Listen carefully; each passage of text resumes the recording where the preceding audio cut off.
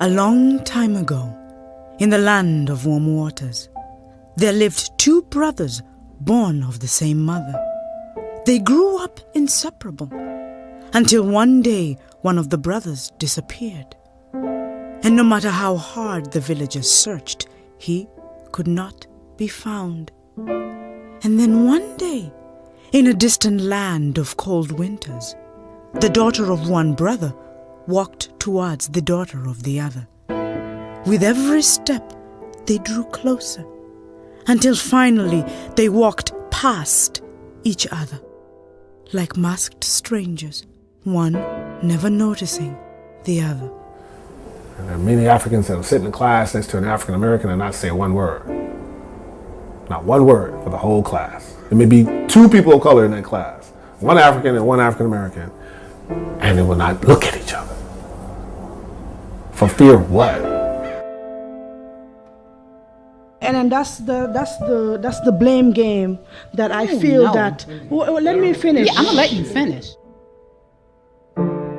I was called African booty scratcher I don't know how many times. I'm not even sure what an African booty scratcher is. I don't know if it's a stick you scratch your back with. I have no idea, but it's a term we've been calling each other since we've been children.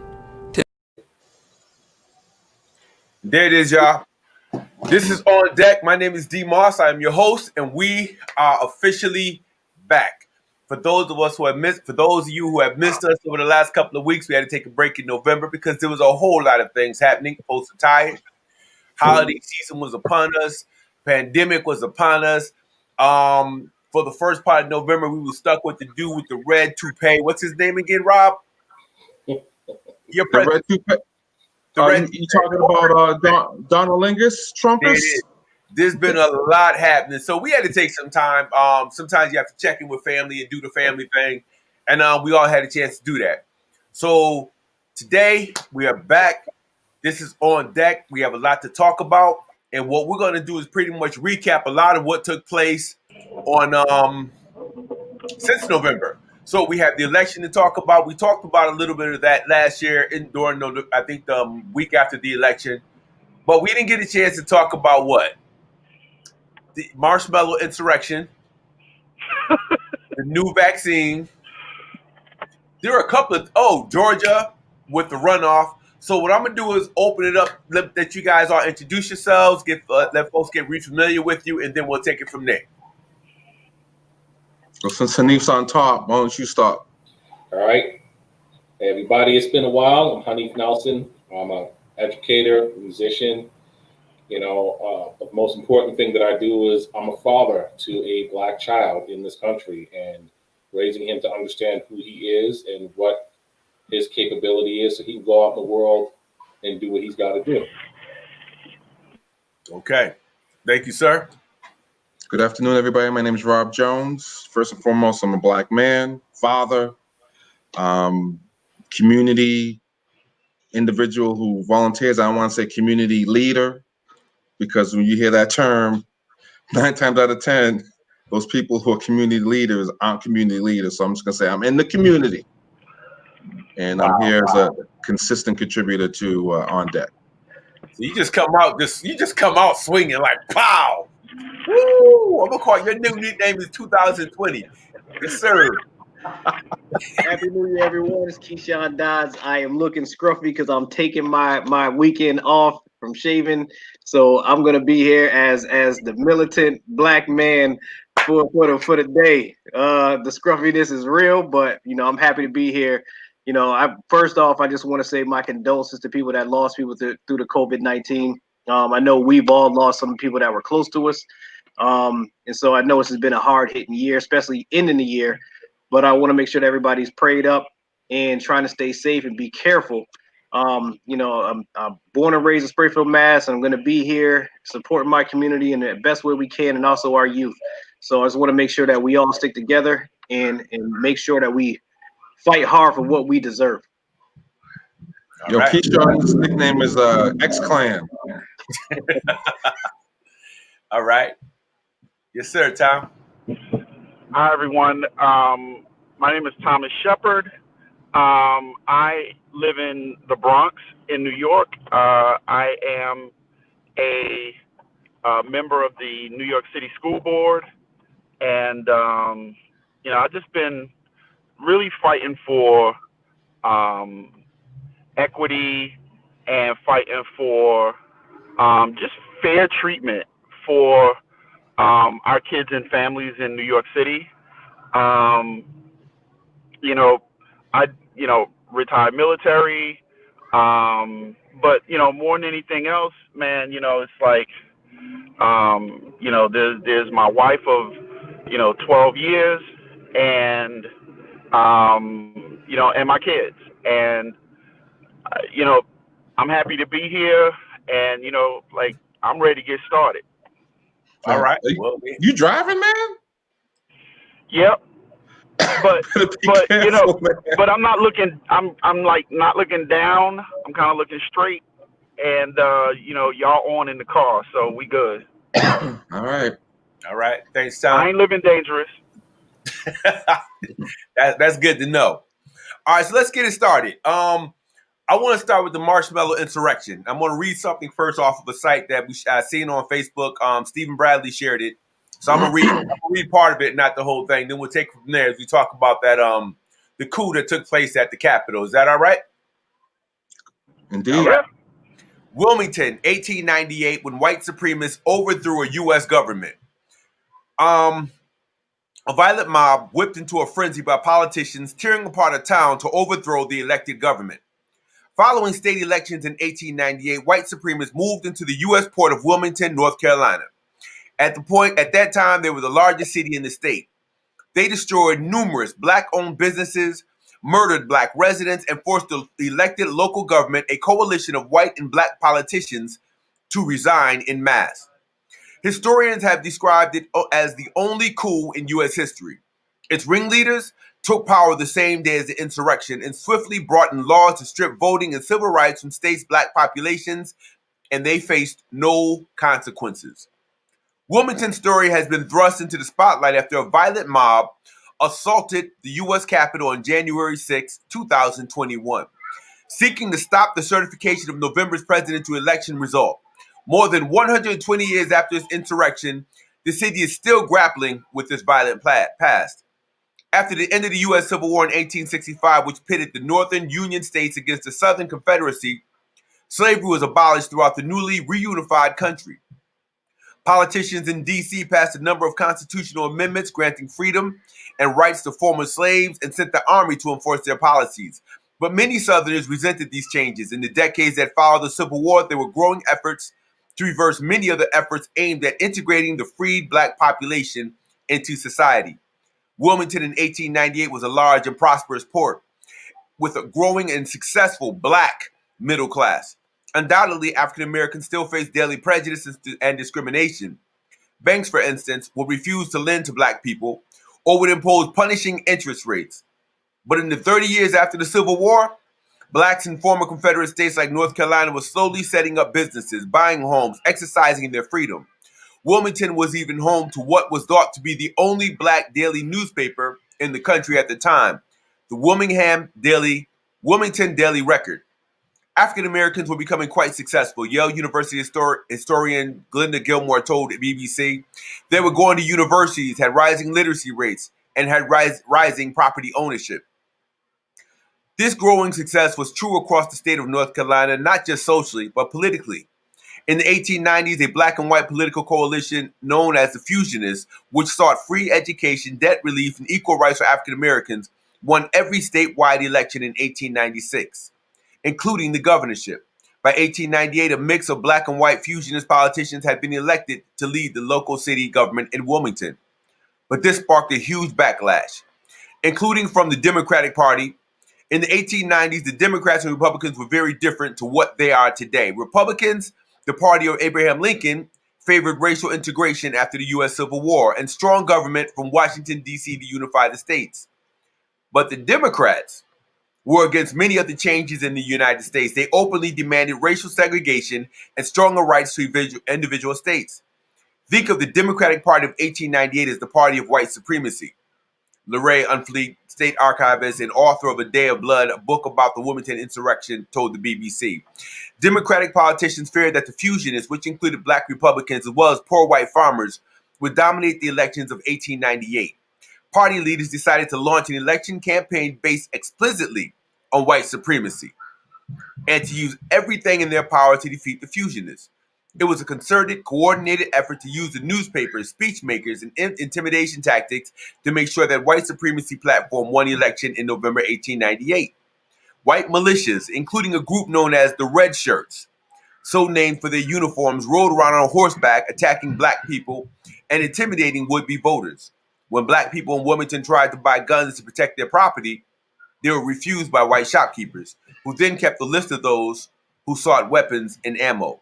The story goes on and on and on, and it talks about the atrocities that were committed in Wilmington, North Carolina, which replicated behaviors that were happening all across the South. When we look at Birmingham, at the time they called it Birmingham. We look at Durham, North Carolina. It happened there. It happened in St. Louis. It happened all over the country. And sometimes we have this tendency to take history and throw it in our back pocket and assume that nothing like that would ever happen again. But on January 6th, I think white America proved to the world who they were and what they are capable of. So with that being said, I'm just kind of curious as to your thoughts in regards to the insurrection, the revolution, the coup, whatever you choose to call it, by those thugs and criminals that overran your capital. So who'd like to get started? I see Tom got his hand up. Tom, Yep. Mike is all yours, bro. So I guess the first thing that comes to mind for me is the more things change, the more they stay the same, right? Okay.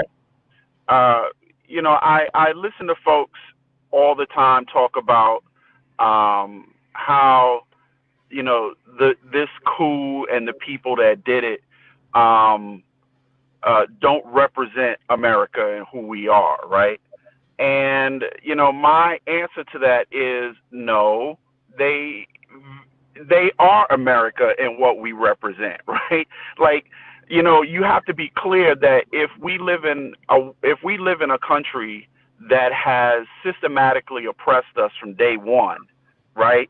And, the only thing that's changed in that, from, let's say, 1921 to 2021, the only thing that's really changed is technology, right? But the core sort of thinking of people is still the same. And if it's still the same, then, we can't say we live in a better place when we're being treated in exactly the same way. So, those are my initial thoughts from what you read and just kind of reflecting on what's happening right now. Okay. So with that being said, how secure do you feel as a black man in America, not just a black man in America, but a family man and an elected official? How do you feel? How does that make you feel? How secure do you feel given everything that took place? Well, I'll tell you this, like, as a black man, I've never felt secure in this country. I grew up in Savannah, and, I can tell you, just how that played out, and how I never felt safe down there. And then, growing up in New York City in, the late 70s and through the 80s, again, never felt safe, Okay. 22 years in the military, never felt safe. And then you come out and, you step back into a world where, again, people will still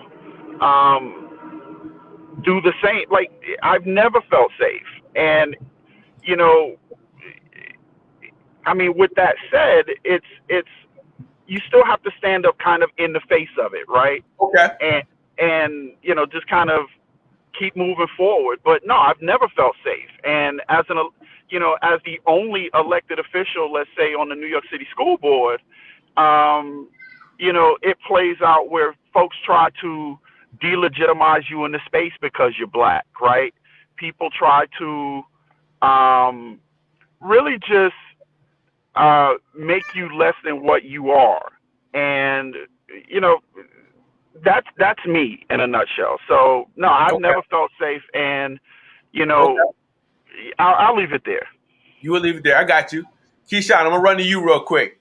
You're a nonprofit professional. You run one of the leading Black nonprofits in the city of Springfield. I would say Western. I'm gonna go for. I'm gonna go far enough to say Western Mass. Given the coup that took place at the Capitol, how does that impact the population of people that you work with? How does that change the work that you do? How does it add to it? Does anything change, or as Tom says, does everything remain the same? Well, let me tell you this, D. First off, we were not surprised on what we saw. Okay. We were not surprised. What we saw on January 6th was orchestrated, conducted, Pied Pipered by Donald Trump from the beginning. He called those people to be there. And for me, if you want to talk about conspiracy theories, this was an inside job that I have never seen to the liking of my life, of people being able to attack the Capitol building with our elected officials in there. Many of our elected officials that are Black feel that they couldn't trust their other elected officials because they were in on it. People were given maps to certain people's offices. People were there to kill and lynch people, and had the audacity to be walked in and walked out, to go home and to possibly be arrested for facial recognition. Wow. And to say that we are comfortable as Black people of what we've been through since our protests against police brutality and everything that happened with Black Lives Matter, and to have people take advantage of our plight and destroy things when we know we're against that, and to have National Guard, police, and everybody blocking us off, shooting us with rubber bullets, making sure that we are stampeded out. And to see the opposite on January 6th, I wasn't surprised, because this is what they said: we want our country back. It's embarrassing for anybody of color, Black, to see anything like this happen and to think that you're safe. You're out your mind. So when we talk about ending racism, the hell with that. In white privilege, in their judicial system, because they can get away with whatever they want. One of the guys that got arrested that had that Auschwitz shirt on, or one of the other guys, is allowed to be at home waiting his trial. Are you telling me that this is a fair country when you see this and we're supposed to sit back and just be peaceful? And we have so much to fight against. And as a person that runs a nonprofit, people, it shows you that you want to give money to us because, oh, I'm going to do the right thing. Because there's certain people that are on our side that will be chastised just as bad as Black people. Mm-hmm. But people that want to be a part of this country, that think it's their country, that walked into January 6th, being able to fight and kill a police officer and also get themselves shot. I mean, this was an insurrection on a level that was just insane. I watched that, sat on that couch, and I wasn't surprised. I took notes of watching how they handled it compared to how they dealt with us. Even when we had our protests here in Springfield, Massachusetts, we had the National Guard when we marched in Springfield, Massachusetts, when nobody's going to do anything to be bad. Yeah. But they didn't even have the audacity to put the National Guard, on white supremacists, down in our state capitol during the confirmation of our new elected president and our elected officials that are in that building, when they knew that they had intel on this was going to happen. So you telling me that you're comfortable running an organization? I got to tell my kids when they ask me questions, why is it so different for us to grow up than anyone else? What do you say to that? That it's going to get better? That's a bold-faced lie. But you got to teach them how to protect themselves, to be educated, and how to deal with people like this. So we are not surprised. I'm disgusted with this country and how they handle that. I'm disgusted at how they're handling it now. Whoever was involved needs to resign. They need to be locked up, and they need to be prosecuted for everything that they just did. And they need to be treated like Black people. Okay. I see Hanif. Real quick, you talked about consequences. I'm gonna get right to Hanif. Findlaw.com as they address rebellion or insurrection. It says, despite our nation's refusal to be ruled, the government that arose from the Revolutionary War has passed laws prohibiting rebellion or insurrection. Although the law is rarely invoked, it carries serious penalties. The following article provides an overview of the federal crime of rebellion and insurrection and how it differs from sedition and treason. Rebellion and insurrection, sedition and treason. Here we go. The prohibition on rebellion and insurrection arises in a brief passage found in 18 U.S.C. Section 2383 of the National Law. The law prohibits the incitement, assistance, and participation in a rebellion or insurrection against the authority of the United States and its laws. The punishment for this crime is a fine, a maximum sentence of 10 years in federal prison, and ineligibility for public office. Rebellion and insurrection refer specifically to acts of violence against the state and or its officers. This distinguishes the crime from sedition, which is the organized incitement to rebellion of civil disorder against the authority of the state. It also separates the crime from treason, which is the violation of allegiance owed to one's country by betrayal or acting to aid the country's enemies. The crimes are easily confused, but if the party wasn't acting on behalf of or giving aid to a foreign government, they are unlikely to be charged with treason. Calls to rise up against the authority of the government by staging nonviolent protests and strikes might be characterized as sedition if they violated laws relating to these acts. But would it be considered rebellion or insurrection unless the incitement included calls for violent acts, such as the destruction of government property or the assault of officers or the state? So I had to throw that out there for all of our viewers so that people are aware of what, I know my computer is frozen. So you can still hear me though, right? Yeah. Okay. Just so people are confused, because a lot of people are saying that a lot of these folks should be charged with treason. What they did wasn't technically treason because they weren't aiding or abetting any of the country's enemies. But in regards to insurrection or rebellion, they did that when they broke the barriers and they entered into the Capitol. Am I correct? Do we agree on that? Yeah. So it's going to be interesting to see what happens, in terms of consequences and penalties. I know there are people, as Keyshawn alluded to, one guy gets to stay home. Another one decided that he can only eat organic food, and the court obliged. Can you imagine going to court telling them what you can and cannot do, what you will tolerate, what you will not, and the court says, okay? So, Hanif, I'm going to go to you. What are your thoughts on that, on the insurrection? You know, there's a couple of things, but before I get that, just what you just said about the organic food. You know, a few days ago, I posted a picture of a young woman who a few years ago died in jail because they would not give her the medicine that she required. Now, they wouldn't give her medicine, a young black woman, they wouldn't give her medicine, but they're going to give this guy organic food, not just because he went on a hunger strike, but because his mama came to court and was like, my son can only eat this or else he's going to be in serious health risk. That's just a bunch of crap right there. Now, as far as what you said with the whole insurrection, I mean, I think it's going to be very interesting to see how this plays out because, you know, the very person that Mitch McConnell prevented from becoming a Supreme Court justice, you know, and Merrick Garland is the guy that's going to be in charge of prosecuting every single one of these cases, you know, and it's interesting because when you hear what Biden has to say about the Department of Justice, he's saying, you know, he's going to let them be independent in terms of what they are going to do and how they're going to do. He doesn't want to use them the way Trump has used them. So I'm going to be really interested to see what kind of justice is going to be served when we have this transition from the Trump Justice Department to the Biden Justice Department. That's number one.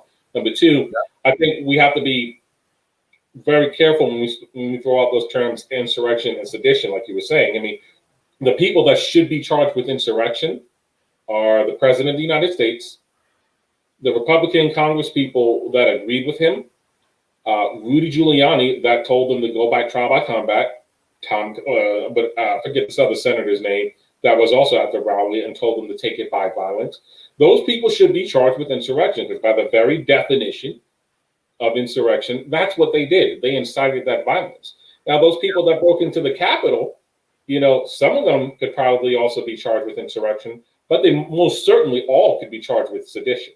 And I think if we don't see all these people that have been arrested getting charged, and facing the penalty, like for many of us, that's not going to be new news. I mean, it's not going to be a shock. But what it'll continue to show is that this idea of, America unifying behind all of this, yes, we can, and all of this make America great again is just pure crap. And I think what this has done, more than anything else, it has shown the rest of the world that does not have exposure to America, the things that America has been trying to hide from the rest of the world. And it's given the rest of the world an opportunity to kind of look at us and say, well, what the heck is wrong with you people? Like, how could y'all let this happen? And it's not even just saying to the politicians, they're talking to the people. How could y'all let this happen? That's one thing. But there is something else I want to say about this that's interesting. I was having a conversation about this with a family member of mine, and he said something that I didn't think about. And although we differ in terms of the point of view, he said, he said to me, I have an unpopular opinion. He said, what? They shouldn't have done what they did, but look at the fact that they actually organized and did it. When are Black people going to get that organized to be able to get up and do some of the things that they need to do?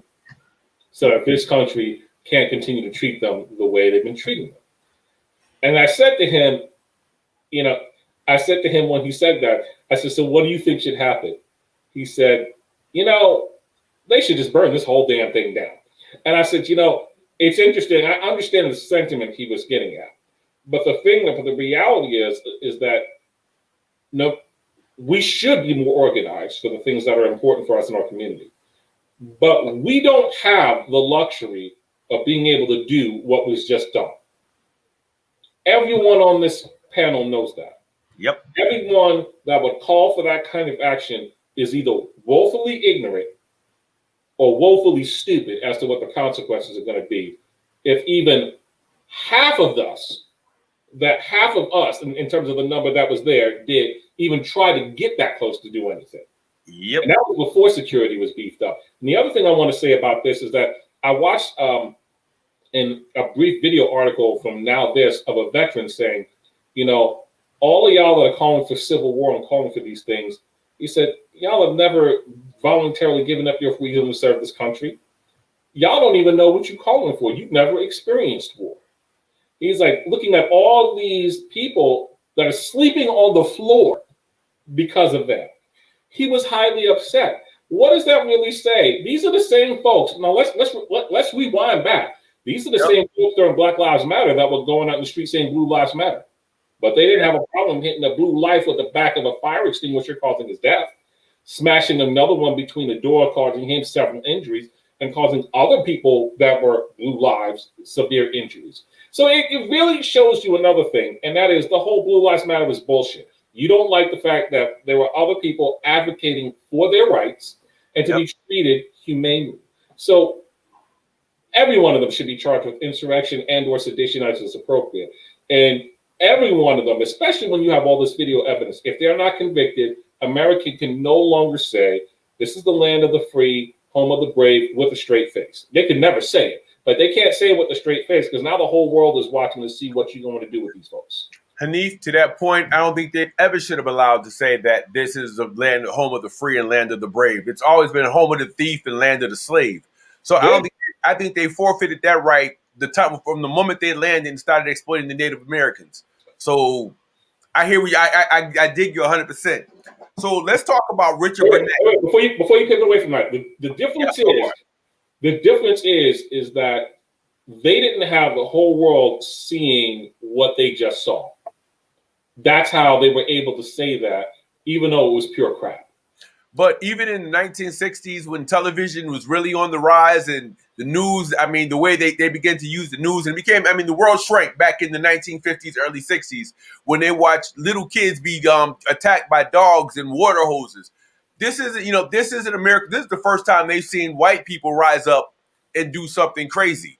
But this isn't the first time the world has seen, Americans rise up to, fight for what they believed were their civil liberties and what they, the things that they were entitled to. America has always responded inappropriately, except for January 6th, when they allowed those folks to walk into a building, terrorize everybody in it, and then walk back out and go home like they went to the circus. But you highlighted that's the atrocity. But you highlighted the most important part about that when it comes to the war coverage. Yep. Before January 6th, they hadn't seen all those white people do what they just did.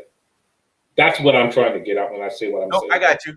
You know what I'm saying? So it's like, people know, if you've been well-traveled, you know enough to know that the promise of America is only for a select few people, and none of them look like us. You know, the people that look like us, that on the outside appear to have achieved the promise of America, we don't really know how much of the promise they have because we're not them. You know, having lived in another country, having seen some things in other countries, it's interesting the reaction I'm getting from people from other countries that I know when they commented about this. You know, it's for some of them, this is the first time that the things that they've heard coming out of Black people's mouths that would either move to those countries or that would be visiting those countries. It's the first time that they've seen a level of validation because the media never shows what we've seen that those of us that have grown up here have ever lived. And that's why it's do I think that's going to really make a difference in terms of, you know, what people believe? No, it depends on the individual person. Overall, probably not. But you'll now lose the ability to say certain things with a straight face and expect the rest of the world to believe you. Gotcha. You mind if I add something real quick? You know, I heard you say that you were having a conversation with a family member, and you know, the question was, well, why can't, you know, and I'm not talking about the violence, but I'm talking about the organization, right? Like, why can't we organize in the same way? And, you know, I would actually respectfully submit that we do organize in the same way. We've been taking it to the streets and you know, really making the point for our rights as Black citizens to be treated equitably and fairly, right? The problem is when we do it, we're summarily dismissed and no one listens, right? But I would kind of push back on the fact that we don't organize or we don't you know, make our views and points known in mass. You know, I just can't subscribe to that because I've been a part of a lot of those protests and a lot of those marches. Well, gotcha. You know, the point that he was trying to make, though, is that when we see like some of the organizations that we've seen over the years, we see so many. We at times, I'm not saying this is all the time, see so many disparate voices coming out of our community.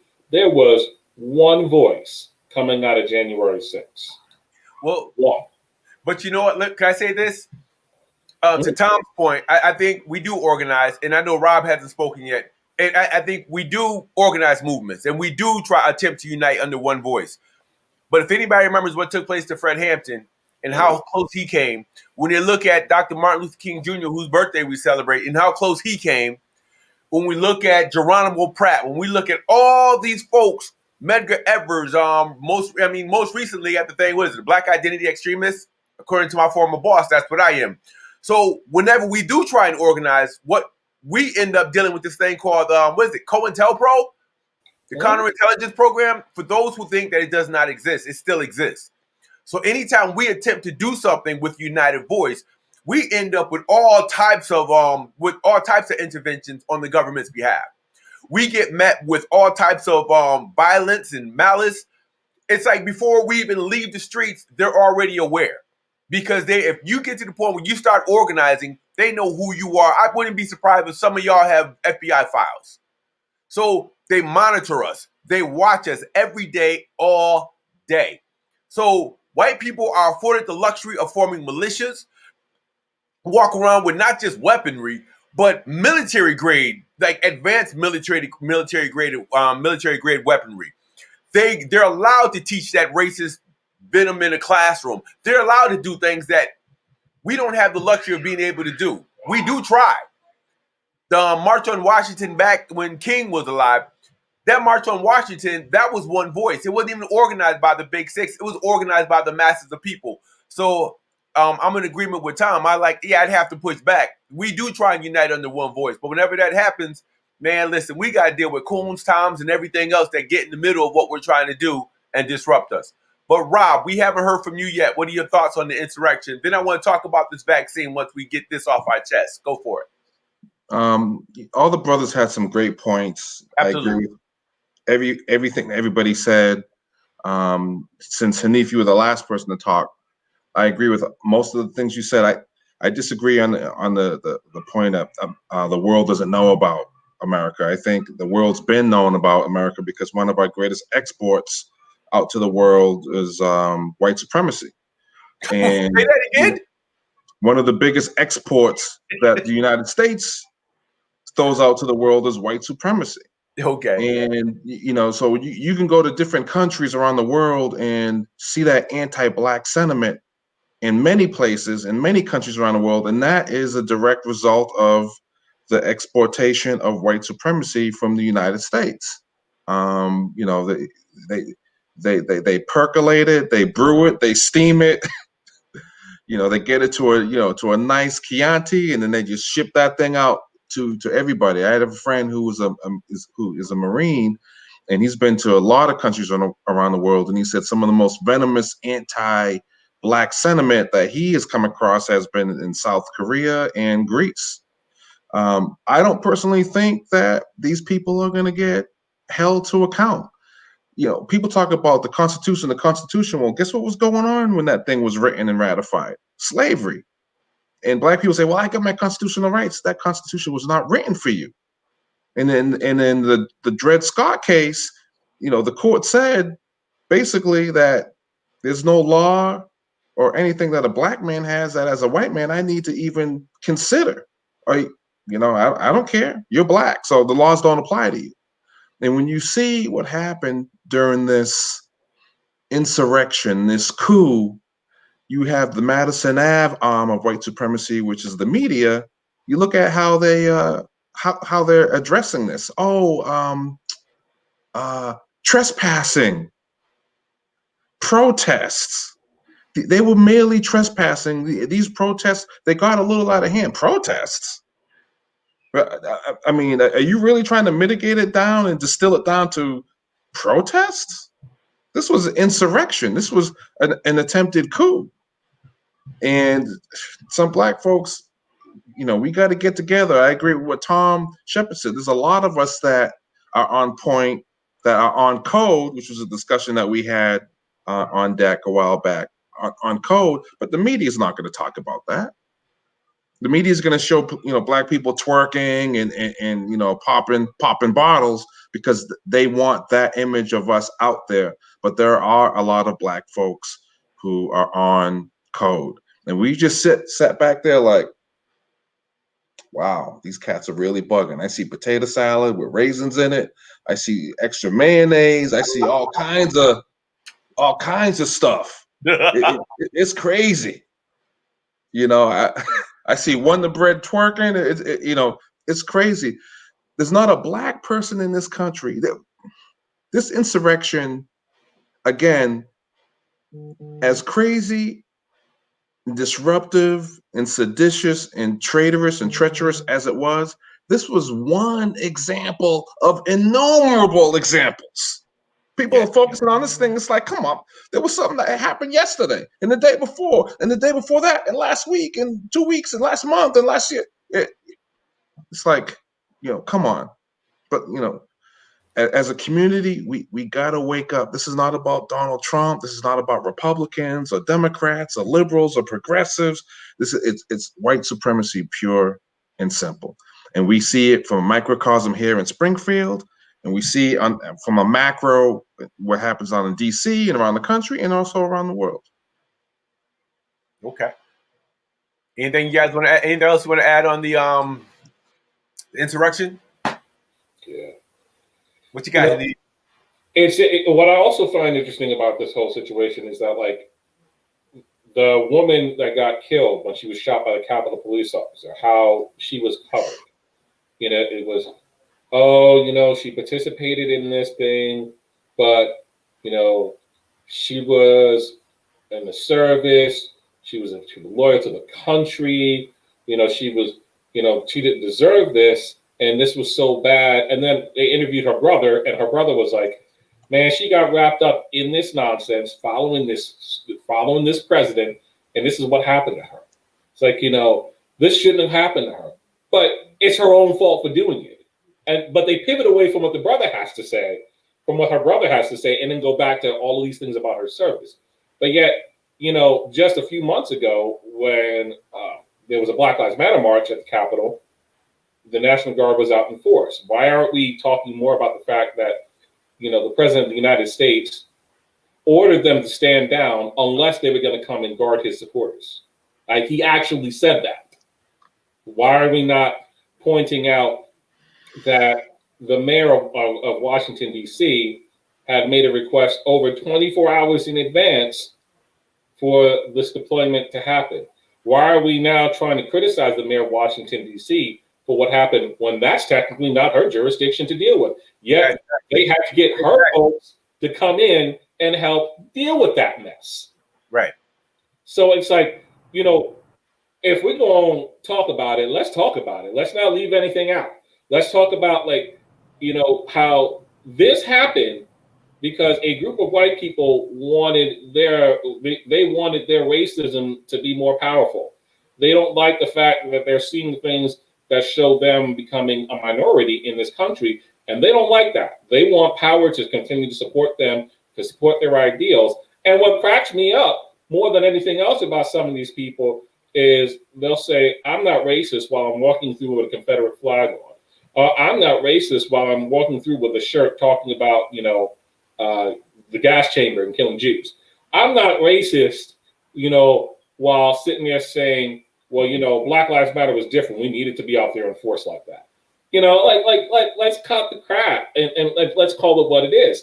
And if we don't see a majority of these people, if not all these people, charged and convicted, then don't you dare say that justice is being served and that justice is here for all, and that we just need to continue to be patient and wait for the next, whatever act that's supposed to be a saving grace. And the other thing I'll say before we leave this alone is all of us need to stop. I'm not talking about the panel here, but all of us need to stop putting our faith in any of these politicians and any of these political parties. To act like because Biden has been elected, that things are going to, we're going to start healing and things are going to become great because Kamala Harris is the vice president. Where have you been living? What makes you think that that's going to change the sentiments that caused this insurrection in the first place? Listen, not too long after his election, he remember the speech, the leak tape. Black people better wake up, and you need to follow the Latinos. We just voted your ass in. Yep. I mean, if that wasn't like him setting the tone for the fact that he's not going to do much for us, then I don't know what is. It's interesting. Living in this country is crazy. When you on, when I go on Facebook, or they got this joint called Clubhouse on iPhone now, and you go into the different rooms with some of the West Indians, like Black West Indians and the Black Africans, and you hear what they have to say about, African Americans. When Rob talks about America's biggest export being white supremacy, it's being in those groups and looking at how they respond to the African American community here in the States. It's atrocious. Some of the things that I heard said, I thought I was in a room full of Ku Klux Klansmen. So can you blame them for what they've been receiving? Because they're subjected to the same thing we are. Lack of control. We have no control over the narrative that we receive or the narrative that we're allowed to put out. Go ahead, Rob. Yeah, and to kind of amplify what you were saying, and that's why there's such a big push with, foundation on Black Americans, because the lineage is different. Everybody can be traced back to Africanus. Well, the lineage. Go ahead, finish your thought. Yeah, so it's like Black folks in this country dealt with things different than Black folks in the Caribbean or in Africa. And the other thing is, why would Biden say you got to get down with the Black and Brown coalition? There was never a Black and Brown coalition. And why back in the 60s and in the 50s and the 40s, no one told the other ethnicities, oh, you got to align yourself with the Black folks. But it's always Black people who's got to take a back seat, and always Black people that got to prey on it and acquiesce and capitulate and help everybody else out. Meanwhile, my house is burning, and I put 8 houses out in the street, but none of those 8 families want to help put the fire out in my house and help me build it. So it's just like everybody's got to hold their own nuts. And if I could add one thing, you know, I think about just optics and the way things look, right? And you know, it's interesting. Like we got the angry mob and an insurrection, like active insurrection going on, right? And all of this happening at exactly the same time, right? As Georgia wins the whole thing, and Raphael Warnock is a senator, right? And then if you go back just a couple of years, he walked into the Capitol and knelt down in the rotunda and started to pray. And what happened, right? Like before his knees could get to the ground, he was arrested. And it's just irony plays itself out in so many different ways. And just the hypocrisy of just white people in this country, to on one hand say or try to justify insurrection while, arresting a minister who kneels down on the floor of the Capitol, to pray that, the country does right by its black citizenry, right? So, I just think that, if we're going to have any kind of real change in this country, then we need to be real about what it is we're looking at, right?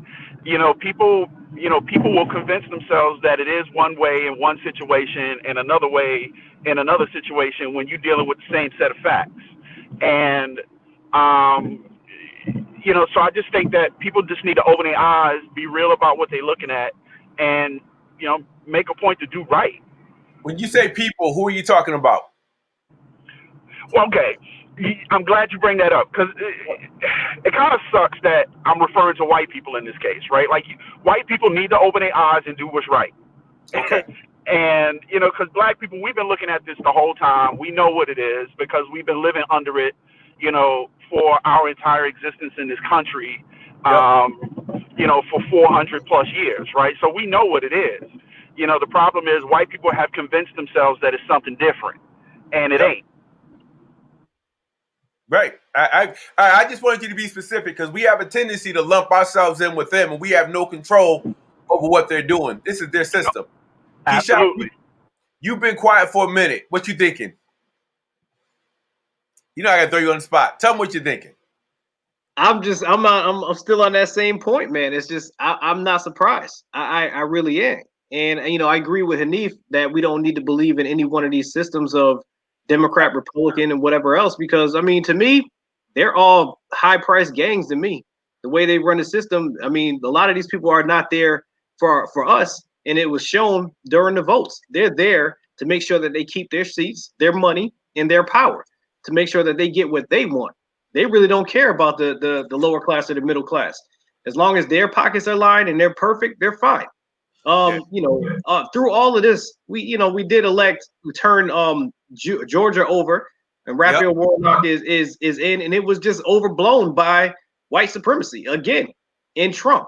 Everything that's trying to happen in this country, if we want to try to change it from within, it seems like it gets bleeded out so quick. As soon as something happens and it looks like it's going to be positive, there's a lot of negatives that come with it.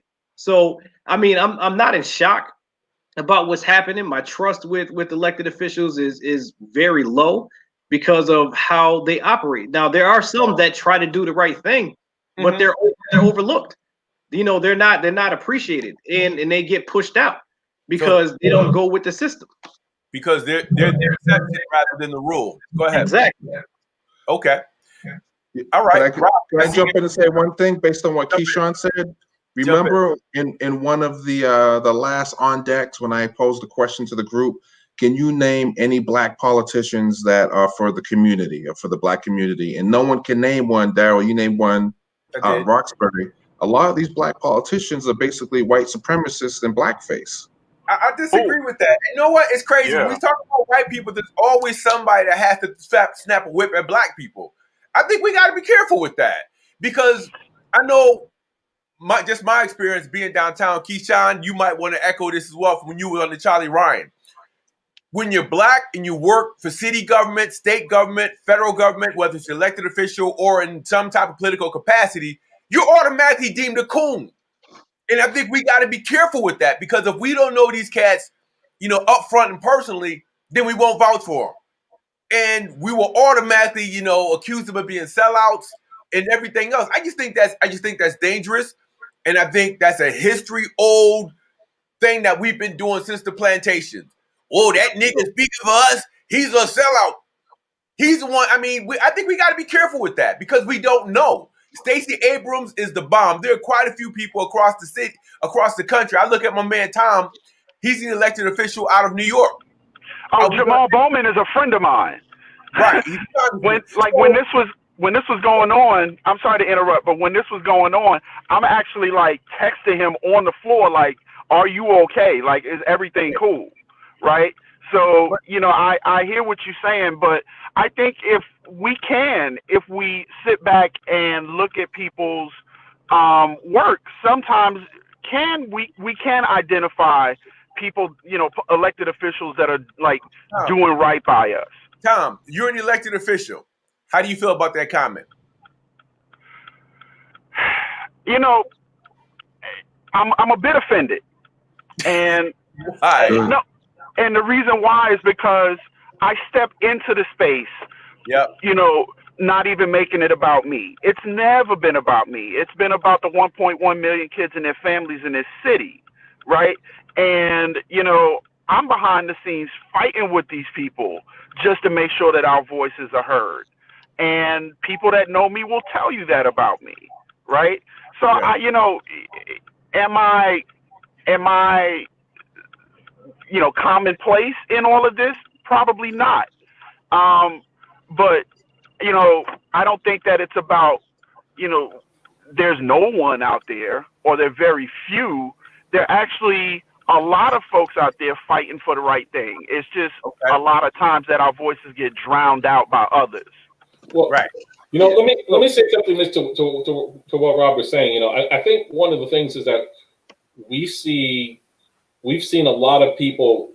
I think we need to clarify between those that are propped up to be black leaders by our media and our government and our system versus those who are actually doing stuff but don't get the attention. You have a lot of people that have been propped up that every time something happens, they're the person that gets called, and then they're the person that there's another scandal about or there's another issue about. And when it comes down to looking, as Tom just said, looking at the work that they actually do versus the result that they get, they don't always match. But then there are the Tom Shepherds of the world that don't get media coverage. They're not being called to the scene every time something happens. They're not being called, to a national prominence when something's happened, that are busting their behinds and doing work for our various communities. But Hanif, Rob, let me finish. Now, that doesn't mean that I agree that we should make this kind of generalization, But what I am saying is, when we see certain kind of things and we see certain kind of patterns, I can understand why Rob would feel the way he feels. Because there's a certain kind of pattern that we'll see, and I can understand that. That doesn't mean that we should follow the path of saying, because we can't name one, that they don't exist, or that a majority of the ones that are out there are not for the communities. I don't think we should do that. But I don't know. I just think we got to be careful with that, because although we have we really have some bummy black politicians, we can't throw them all in one basket. We're behind enemy lines, and we're behind enemy lines, and we're pointing at our fellow soldiers, and we're accusing them of killing us, when the reality is the enemy's on the other side, and I think we have to focus on that. I can't point to all black elected officials, because if we didn't have any, who's going to be downtown fighting for you? Who's going to be in the State House fighting for you? Who's going to be in Congress fighting for you? That's why I say we have to delineate. Right. The ones that are versus the ones that are not. But it's still dangerous when it's so easy for us to take black people and throw them under a spotlight and deflect from white people. Yes. I'm not deflecting nothing. But you did. So I mean, hey, that's your point. That's your opinion. I got my opinion. I hear what you're saying though, and I hear what Hanif is saying. All right, so clear it up. Let me hear what you got to say. I stand by what I said. I stand by what I said.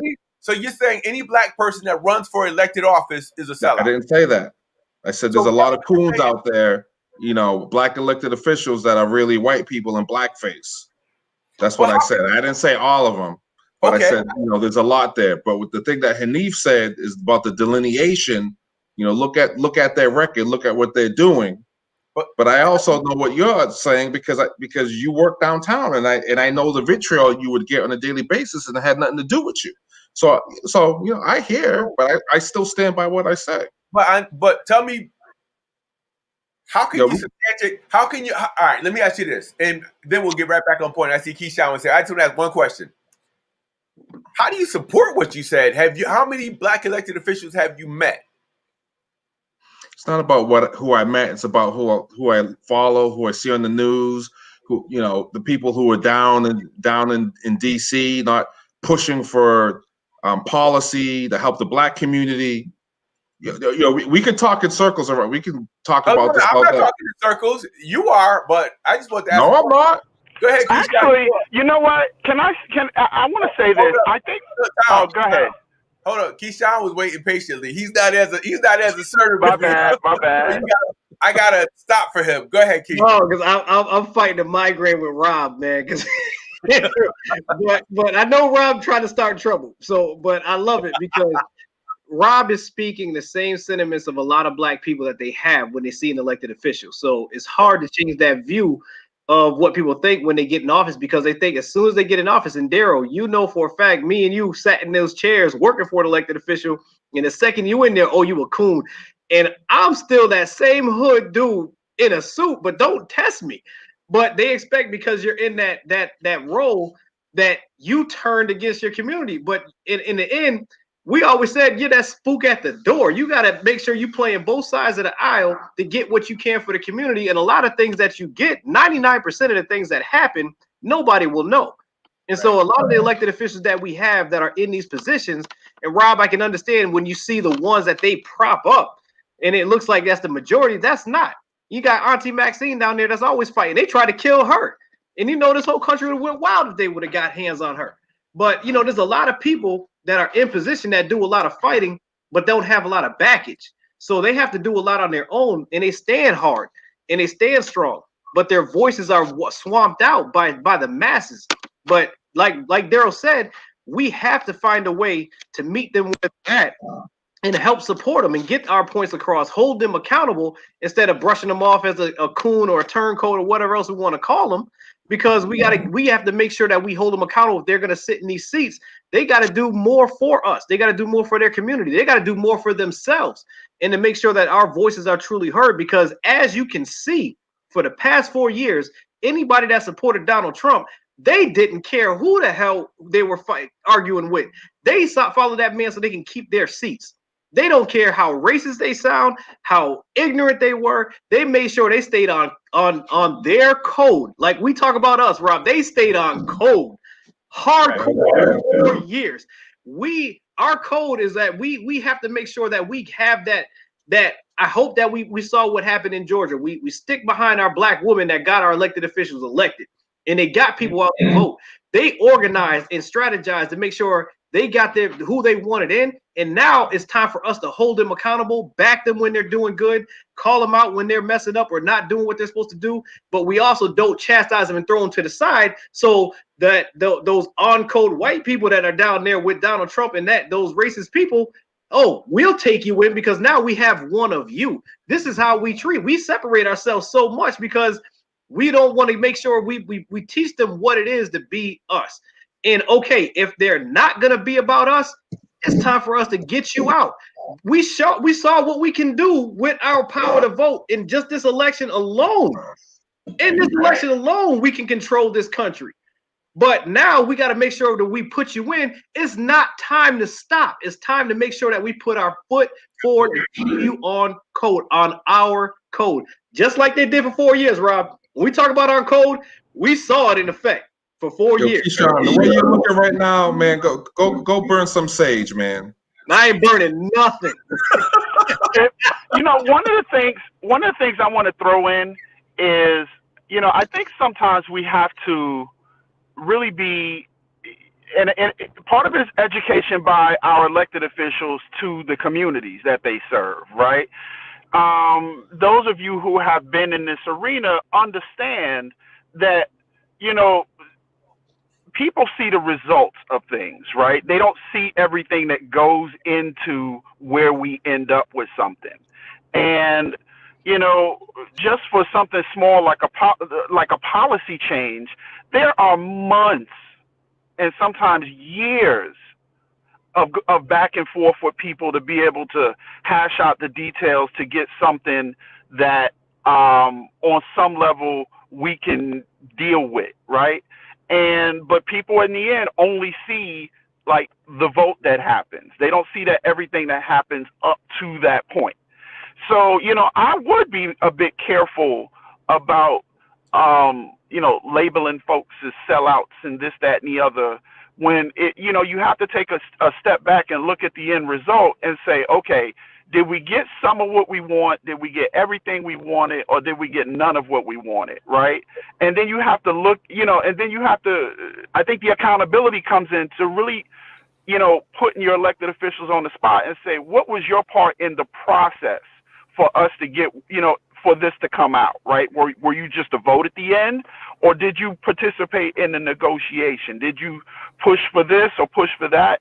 You know, I think we really have to, as elected officials, do more to educate the citizenry about, you know, our role in the space outside of the votes we take. And you know what, Tom, I'm going to add one thing. We also got to be willing to tell them what we want. A lot of times we won't tell elected officials, we won't tell them what we want. We just expect them to create miracles and make it happen for us. And I think we do that all across the country on all levels. We go, such and such isn't doing anything for us. Well, have you talked to them? Have you sent them an email? Have you called the office? Well, no, they should just know. Well, how the hell are they supposed to? It's like going to a doctor and just saying, not even going to stand outside his office and saying, well, they should come outside and get me because I'm sick. No, there are demands that have to be placed. So I think there's two issues here. One, I'm with Emma Genesee. Shout out to Emma. She says, old white men in leadership are playing the victim card, and people are ready to fight their battles.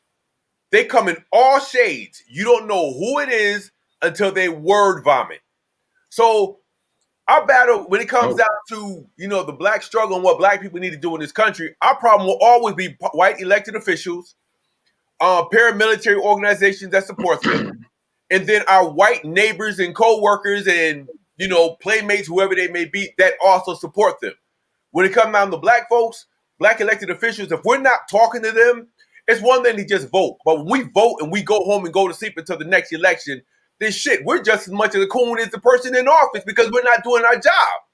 In order to hold someone accountable, I have to say, Tom, my daughter's in the 5th grade. They have no books. I want books on the desk. I want them to get laptops. I want them to be provided with pens and pencils. I want breakfast, lunch. Before they leave to come home, I want them to have a snack. I have 5 things to hold him accountable for. But if I see him and walk by him and just call him a coon, but this we got to do better. This goes to the point of something that we were talking about in a previous show. We were talking about the difference between the voting process and the political process and how we confuse the two. How we seem to think that voting for an elected official is participating in the political process. No, it's not. It is not participating in the political process. It is all about voting for to elect someone is saying, well, based off of the information that I have or based off of the mind control that I'm under, I'm going to vote for this person. Participating in the political process is exactly what you described.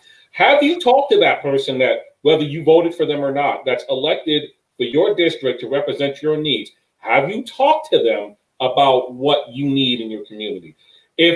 Have you gathered other like-minded people like yourselves and written a letter together? Have you gathered other like-minded people? I mean, with all the tools that we have nowadays in the internet age, it's real easy to get enough people to sign something, you know, let them see it and read it. But have you done those things? Have you made the phone calls? Have you visited the office? Have you sent the emails? Have you gone on their social media? Have you done all these different things to advocate for what your community actually needs? Now, that's participating in the political process as a citizen. But here's the other aspect of it.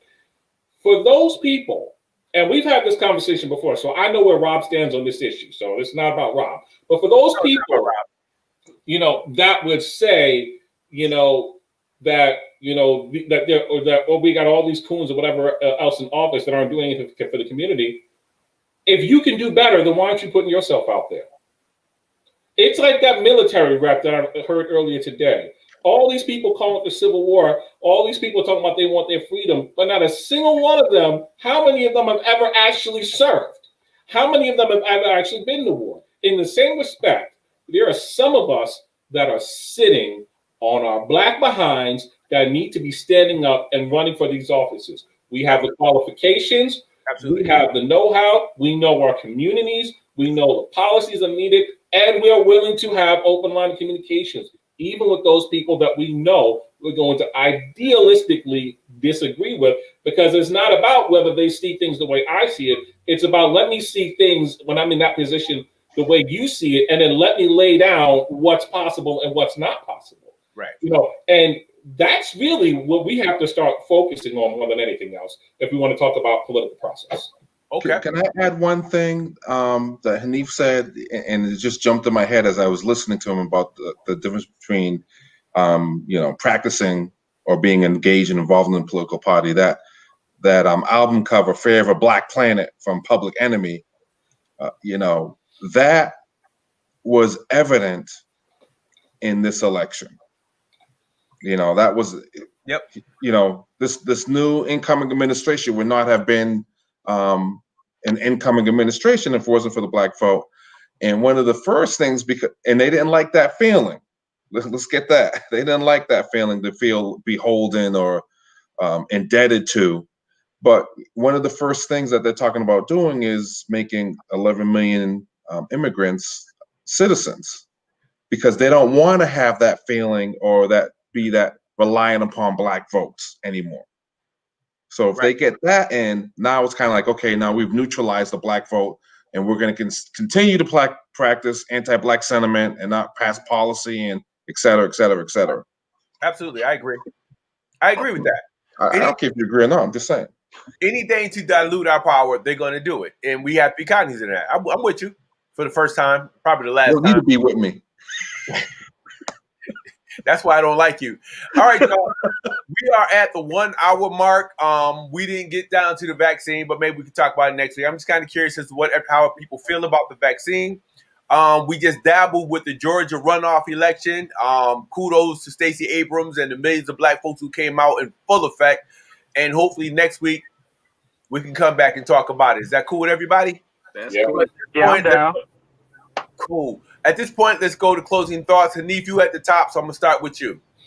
No, I think more than anything else, I'll say two things. One, I'm glad that the show is back. I'm glad that we get to have these discussions. I'm glad that the people, are still tuning in and still listening to what's being said here. And the second thing is, regardless of as you called it, Daryl, the marshmallow insurrection, regardless of all of that, it doesn't change the position we're in. Absolutely. What it does is it highlights, hopefully, for those who have been sleeping, it highlights what we need to do, how we need to work, and the things that we need to be able to, the positions we have to put ourselves in if we want to see any kind of effectual change. And I'll leave it with that. Absolutely. Tom, you're up. Closing thoughts, sir. Closing thoughts. Let's see. It's easy to, I think part of first of all, I really appreciate that, we got Black men in a space having real conversation about, our world the way that it is, but also the way we would like to see it, right? Yeah. Our society has been set up in such a way where Black men are typically not even a part of these conversations, let alone in a position to provide, substantive input. So I wanted to just start by saying that I really appreciate this space, right? I guess my closing thought would really be for us as Black people, but as Black men, to say now what, right? So, if we're going to throw it all on the table, now what, right? If we weren't surprised by everything that happened and the way things played out, now what, right? Like, I've been in spaces for decades where we have the same conversations about the way things are, but there's no now what on the end of it. Now what are we going to do about it? Now what? And, I hope that we can really kind of, hash that out between us. So as we step into these spaces and we're trying in our own ways to affect change in our society, that we can bring now what to the table and have a strong position to be able to just move things forward. Okay, that's cool. Rob Jones. Well, first and Thank you, Rob. foremost, Thank you very much, Rob. Have a nice day. Keyshawn. Shade,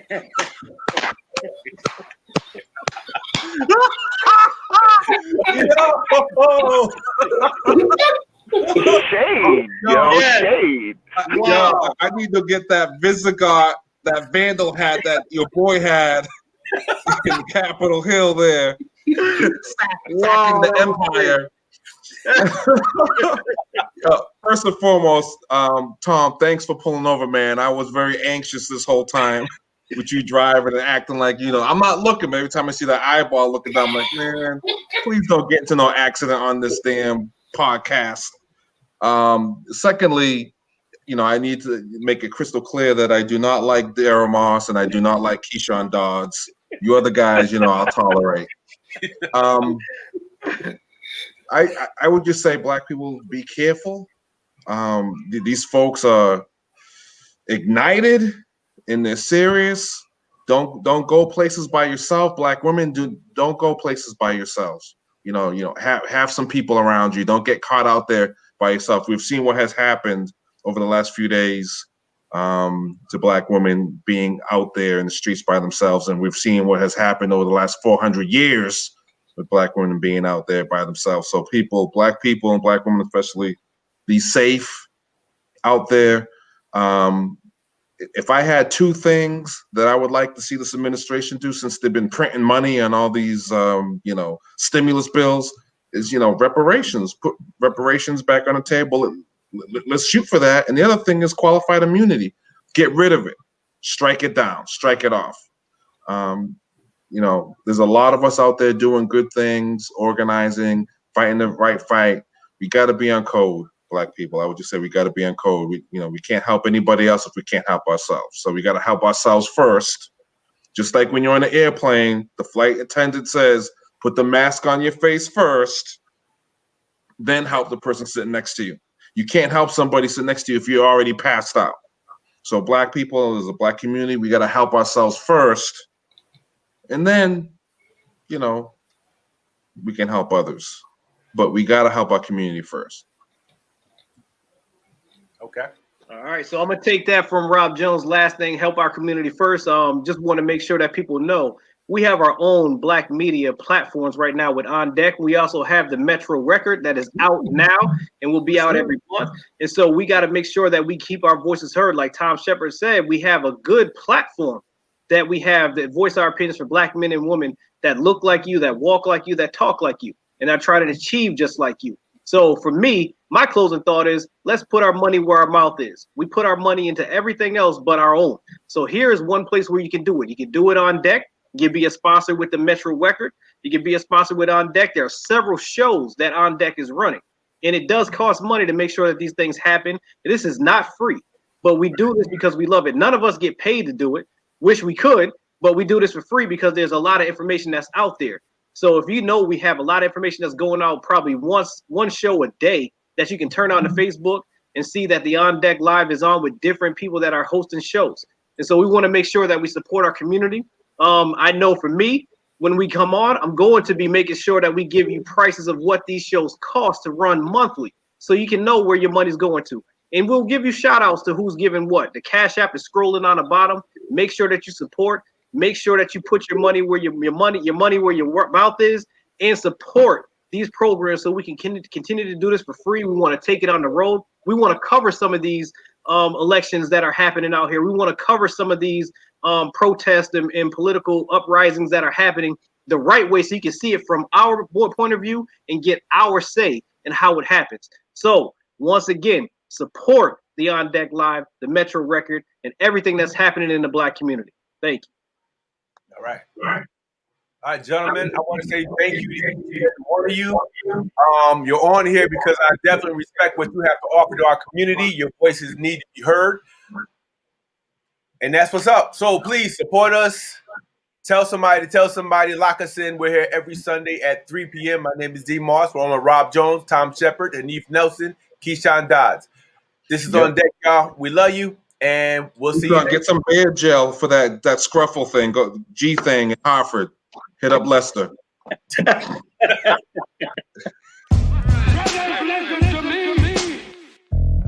God's walked in.